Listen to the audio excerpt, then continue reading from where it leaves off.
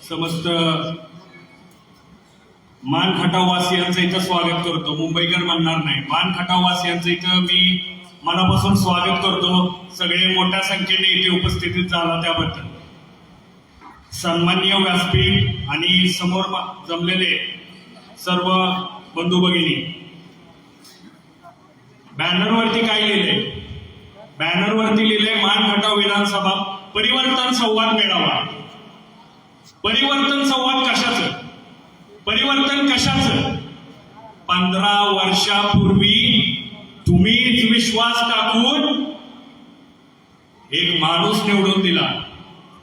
त्या माणसानं सांगितलं, सुरुवात कणबोली शहरापासून करतो, इथं माझा मान खटावचा पोरगा हमाला करायला येतोय, भिंती रंगवायला येतोय, माथाडीत वजी उचलायला येतोय, ह्यांच्या मला चुली पेटवायच्या, मला इथं मान खटाव विकास भवन बांधायचंय. ही घोषणा केली होती का नव्हती केली?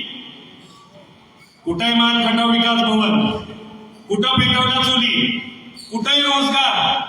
आणि किती मुंबईला स्थायिक झालेले माझे तरुण बांधव ज्यांचे आई वडील घरी आजारी असतात, वय झाले, पण पोटा पाण्यासाठी मुंबईला येऊन नाईलाज असतो राहिले. 15 वर्ष बारका काळ नाहीये.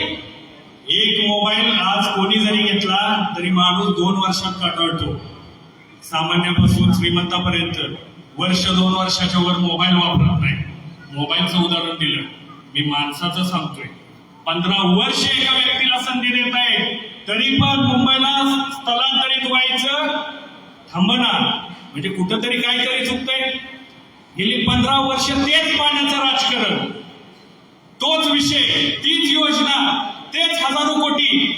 ह्याच्या व्यतिरिक्त काय नवीन मान खटवलं येते? मान खटाव मध्ये असं सांगितलं जातंय का की बाबा मी हा प्रोजेक्ट आणला, ही विप्रो कंपनी आणली, कमिन्स आणली, टाटा आणला, टाटाचा एक प्रोजेक्ट आणला. माझी मान खटावची किती माणसं आता कळंबोलीत वसई, विरार, विरारच्या पुढे आता सुरतला कधी जातील? उद्योगधंदे राहिले कुठं? जे आहे ते गुजरातला निघाले.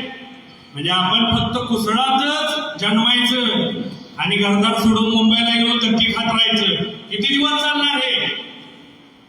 अनिल भाऊ गेली 25 वर्ष राजकारणात आहे. गोरगरिबाला लुटून मोठा झालेला नेता नाही, तर तळागाळात वर गेलेला नेता आहे. 25 वर्ष या मानच्या राजकारणात, समाजकारणात टिकून असलेला नेता आहे, फक्त तुमच्या सगळ्यांच्या भरोशावरती.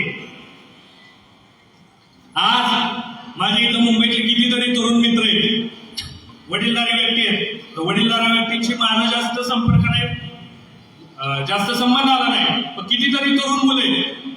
आज या तरुण मुलांची अवस्था काय आहे? पिढ्यानपिढ्या आपल्या खापल्या.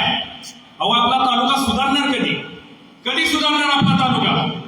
10-15 गाड्यांचा तापा आला, कडक कपडे घातले, रील स्टार आले आणि मोठमोठ्या बाता मारल्या, भुशारक्या मारल्या, पोरं झाली हुर्रे. किती दिवस चालणार आहे?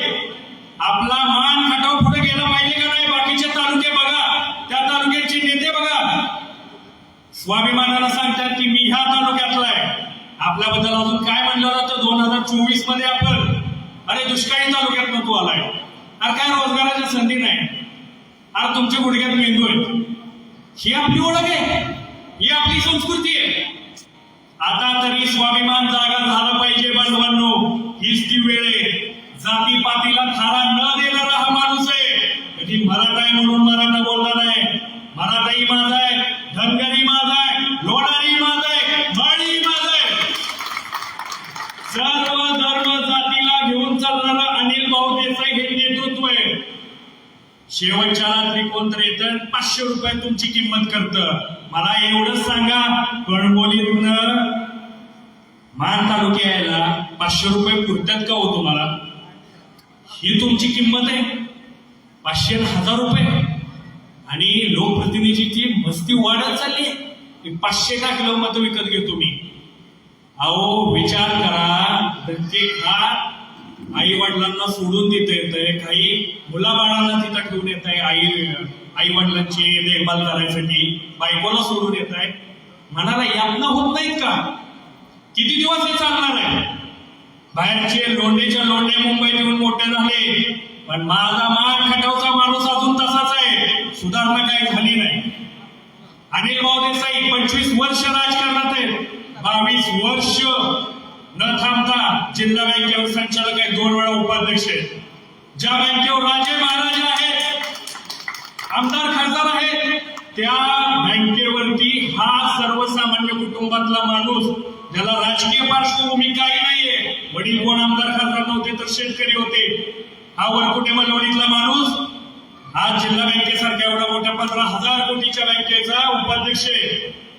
त्या पदाच्या माध्यमातून काय नाही दिला, त्या पदाच्या माध्यमातून आज मान खटाव तालुक्यातली जवळपास 670 मुलं, आकडा खरा सांगतोय, हवं तर लिस्ट देतो, 670 कुटुंबांच्या चुली पेटवायचं काम अनिल देसाईंनी केलंय. आणि या 25 वर्षाच्या काळात एक केस अशी नाही जी अनिल देसाईंमुळं एखाद्या कार्यकर्त्यावर पडली आणि तो कार्यकर्ता देशोधडीला भीतीला लागलाय. एक सुद्धा माणूस असा मिळणार नाही. चुली पेटवायचं काम केलंय. एक आमदारकीची संधी देऊन बघा, एक मागतोय फक्त 5 वर्षासाठी. जर तुमच्या मनासारखं नाही काम झालं, त्या माणसाला पैसे कमवायसाठी आमदार व्हायचं नाहीये. देवाला भरपूर दिलेलं आहे, आशीर्वाद पाहिजे, पैसे आपण कमवू.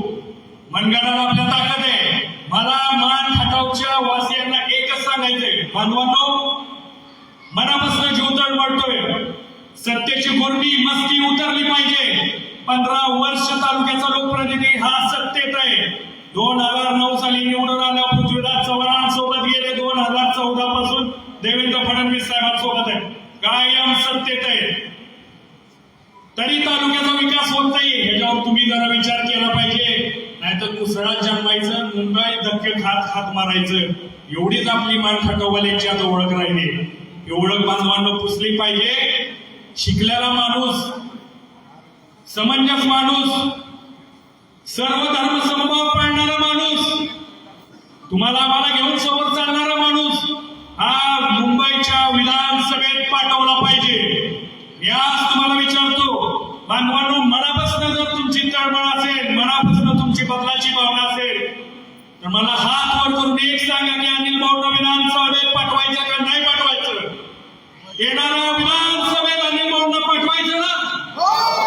एक मुखी सांगा. मी आज बांधवांनो एकच तुम्हाला शेवटची विनंती करतो, परिवर्तन घडलं पाहिजे. पिढ्यानपिढ्या मान खटावच्या मातीच्या खपल्या, पिढ्यानपिढ्या गेले, पूर्वज आपले निघून गेले की आमच्या वाडी वस्तीवर पाणी येईल, आमच्या बांधावर पाणी येईल. 500 कोटी, 1000 कोटी, 2000 कोटी, 3000 कोटी फक्त निधी बघताय. प्रॅक्टिकल मध्ये काही सुद्धा काम नाही. मुंबईच्या कंपन्या सगळ्या निघालेल्या आहेत बाहेर, रोजगार इथला संपुष्टात यायला लागलाय. मला एकच सांगायचंय, रोजगार निर्मिती करायची अनिल भाऊंना निवडून द्या. कृषी क्रांती करायची अनिल भाऊंना निवडून द्या. आणि मान खटाव सुजलाम सुफलाम करायचंय तर अनिल भाऊंना निवडून द्या. एवढंच मी सांगतो आणि मला बोलायची संधी दिल्याबद्दल मी धन्यवाद.